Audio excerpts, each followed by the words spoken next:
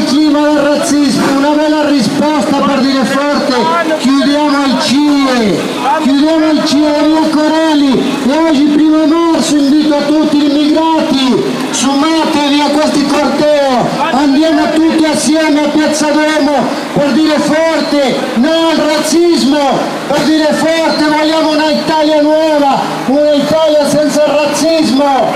1° marzo, diritti per i migranti sono i diritti per tutti.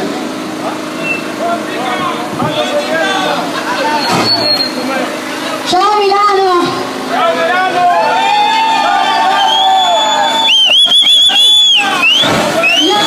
Io chiedo a tutta la città, non solo ai migranti, ai figli di migranti, di partecipare a questa manifestazione, perché i diritti sono i diritti per tutti, per una società migliore per tutti, non esclusivamente per gli immigrati né per i figli dei migranti. La società italiana e la cultura italiana si è costruita su un pezzo di storia fondamentale non esclusivamente per gli immigrati, ma per gli italiani e per gli europei tutti.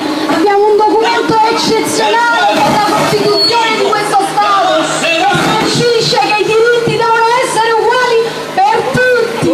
E noi oggi qui, con questo magnifico corteo di ombrelli colorati, come colorati siamo noi, siamo qui a rivendicare diritti uguali per tutti, senza distinzione di razza, di sesso, di religione. Siamo qui per chiedere questo tipo di società, una società che gli italiani hanno lottato per avere e che un pezzo di italiani rinnega.